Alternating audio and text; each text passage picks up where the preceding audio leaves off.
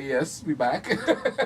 Content of character. Yeah. And you know what is funny that with what I wanted to talk about, that we have a clip of content of character, because sometimes I think even when people get into relationships, they don't really look at the content of character. No. They're not judging on the content of character. They're judging on the outside. Yeah. Because, all right, first of all, this is kind of how the conversation got started. Over at softball practice earlier. And me and this other girl, she's our student manager, we were up in the press box. She's doing the scoreboard, I'm doing the PA, making fun of the players. Anyway, and one of our girls got married last summer, and I told her, I said, it's hard for me to get used to saying her new last name now. And she said, I just don't understand why so many girls are getting married so young. She said, I got one friend who just got married, I got another one that's getting married. She said she had another friend or a cousin or something like that is 20, is engaged, has been with this guy for 5 years, and it's the only relationship she's ever been in. And then she tells me this one where she said her mom was telling somebody that she knew that, me and my husband, we just had our 25th wedding anniversary. And the woman looked at her and said, to the same guy? And it's funny. So the girl was sitting up there with Tara, and she goes, I looked at my mom and I said, did you tell her that years don't roll over? It's like, no, this is year number 5 with the 5th one. Yeah. Come on, to the same guy? No, I traded in for a new model 12 years ago. And I traded back. Yeah. Come on. And then, so then she said, I really think that some people just look at marriage as almost like a trial run. Yeah. Let's just get married and see what happens. And then unfortunately it ends in a trial. Yeah. With one person crying. Maybe over the alimony payments. And being awarded stuff like children. Like children. And using children, for leverage and things like that. And so then it also got me thinking too, last time when I was getting my hair cut. And you know what? Yes, I have women cut my hair. I've done that for most of my life. And you want to know why? Because the few times I've had a guy cut my hair, other than way back when my dad used to do it when we were little, they've always screwed it up. And I don't know how. My haircut, the people who would be watching this later on the video, my haircut does not look like this. It's very difficult. It's not. I don't understand why it's so hard, and it's been screwed up. So I've always just, hey, haven't had a woman screw it up yet. Let me just keep having them cut it. So anyway, I'm in the mall getting my hair cut, and this one other woman's in there getting her hair done. Or hair deed. Hey, no, I'm going to say her hair done. Because that's not going to sound right coming from me. And she's talking about how she's getting married soon. She has a wedding coming up. And she looks like she's, maybe late 30s, early 40s. She doesn't look like she's that old.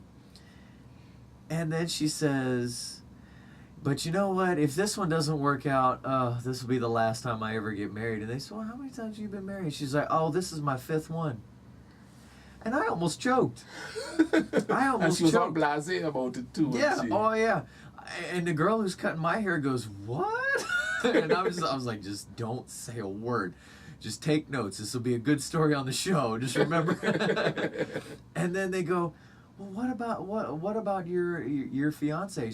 This is his 6th. My gosh! When do you have time? Holy crap!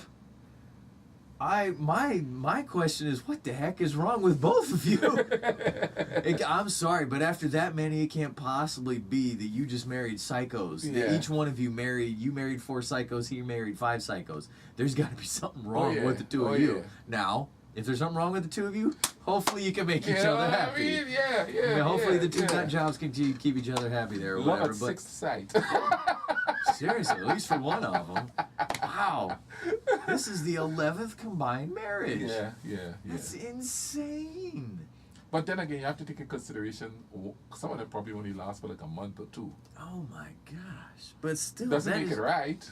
What? I'm sorry, that just blows me away. I'm sorry, I can't imagine like That's 6 women.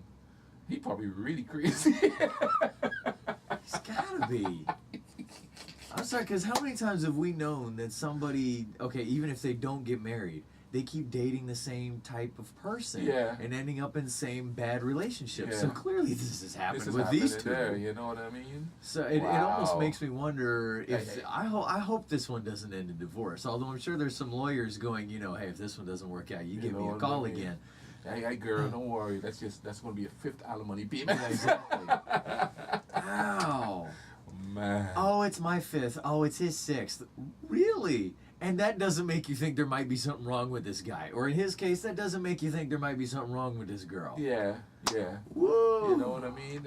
Great googly moogly. You know, we talked about this before. You know what I mean? People like if I'm going to go date somebody and they say this is going to be, and the marriage is coming up and they're going to say this is a 3rd, 4th, I'm saying, okay, sorry, can't do it. There's something wrong with you, and if the others didn't see it, I can't see it. You know, I've been married once. Man. And I stopped there.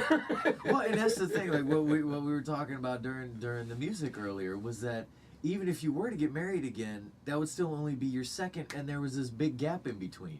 It's I mean, it's not like you hop into the next one. Yeah, it's not like you waited a year and then you got married again, and then maybe you went 2 years and you got married again, and then 6 months and this has got to be the one and you got married again, and then.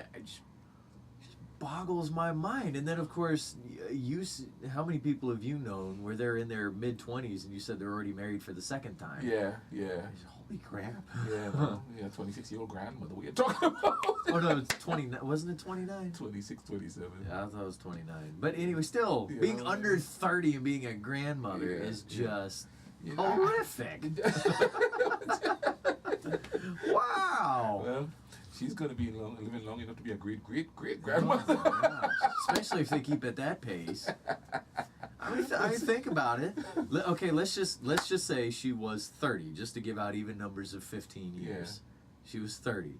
She'll be 45 when she's a great-grandmother. She'll be 60 when she's a great-great-grandmother. 75 to be a great-great-great-grandmother. Yeah. When most people are lucky if they get to be a great-grandparent. Yeah. Woof! Guess people like the boogaloo.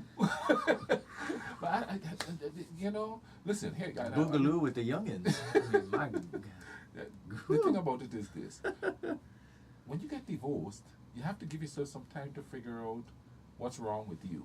Mm-hmm. Not so much what's wrong with the other person. But how many times have we seen though where people just say nothing is my fault? Yeah. It is clearly the other person. And also, how many times do you see the friends going, "Oh yeah, she's nuts," or "Oh, he's crazy. Yes. Let that one go." The friends don't help. No, they don't. The friends don't help with that. But most friends would see the issue with you, but they wouldn't tell you because the loyalty thing. Not me, man. I was like, man, check yourself. There's something wrong with you. You know what I mean? But you know, but see, and nobody's taking time to fix what's wrong with them. Yeah. So they just move on to hurt the next one. Yeah.